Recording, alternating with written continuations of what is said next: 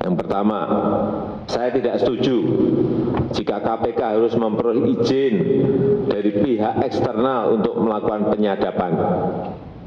Misalnya harus izin ke pengadilan, tidak. KPK cukup memperoleh izin internal dari Dewan Pengawas untuk menjaga kerahasiaan.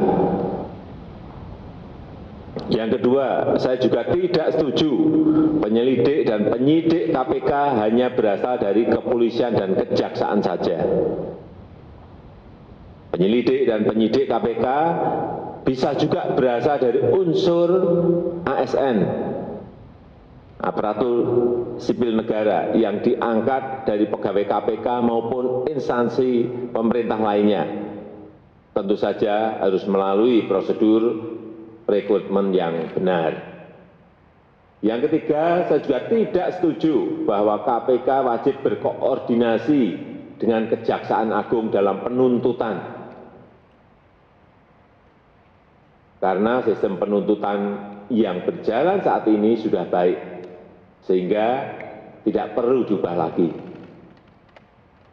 Yang keempat, saya juga tidak setuju perihal pengelolaan LHKPN yang dikeluarkan dari KPK diberikan kepada kementerian atau lembaga lain. Tidak, saya tidak setuju. Saya minta LHKPN tetap diurus oleh KPK sebagaimana yang telah berjalan selama ini. Terhadap beberapa isu lain, saya juga memberikan catatan dan mempunyai pandangan yang berbeda dengan substansi yang diusulkan oleh DPR.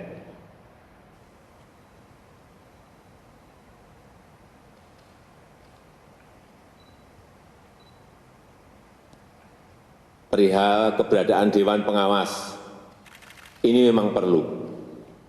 Karena semua lembaga negara,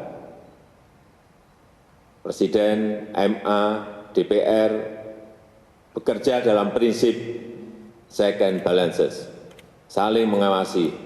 Hal ini dibutuhkan untuk meminimalisir potensi penyalahgunaan kewenangan. Misalnya kayak presiden saja diawasi, diperiksa BPK, dan juga diawasi oleh DPR. Jadi kalau ada Dewan Pengawas, saya kira itu sesuatu yang juga wajar dalam proses tata kelola yang baik. Oleh karena itu, di internal KPK juga perlu adanya Dewan Pengawas.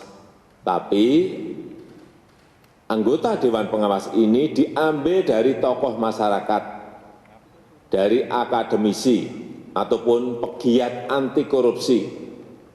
Bukan dari politisi, bukan dari birokrat, maupun dari aparat penegak hukum aktif.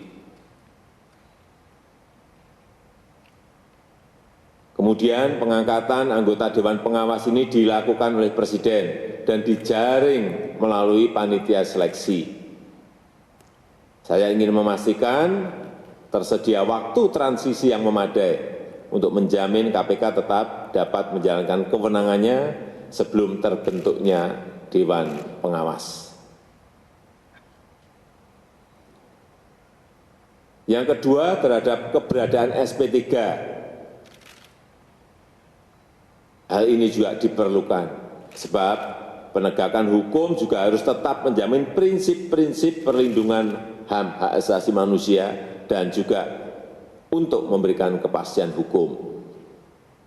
Jika RUU inisiatif DPR memberikan batas waktu maksimal 1 tahun dalam pemberian SP3, kami meminta ditingkatkan menjadi 2 tahun, supaya memberi waktu yang memadai bagi KPK. Yang penting ada kewenangan KPK untuk memberikan SP3 yang bisa digunakan ataupun tidak digunakan.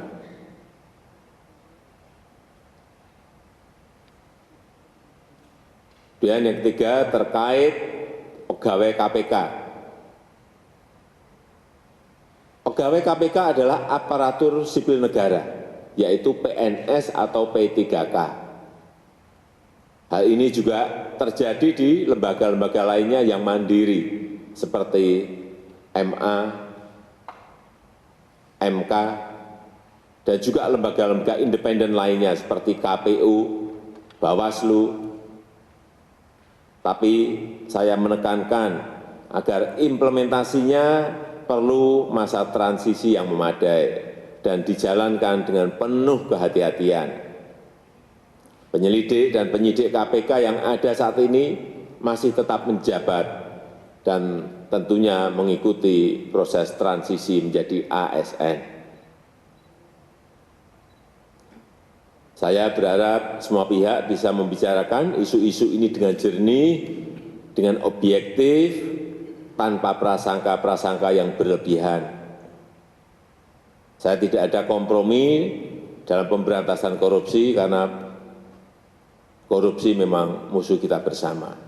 Dan saya ingin KPK mempunyai peran sentral dalam pemberantasan korupsi di negara kita, yang mempunyai kewenangan lebih kuat dibandingkan lembaga-lembaga lain dalam pemberantasan korupsi. Saya rasa itu yang bisa saya sampaikan. Terima kasih. Wassalamu'alaikum warahmatullahi wabarakatuh.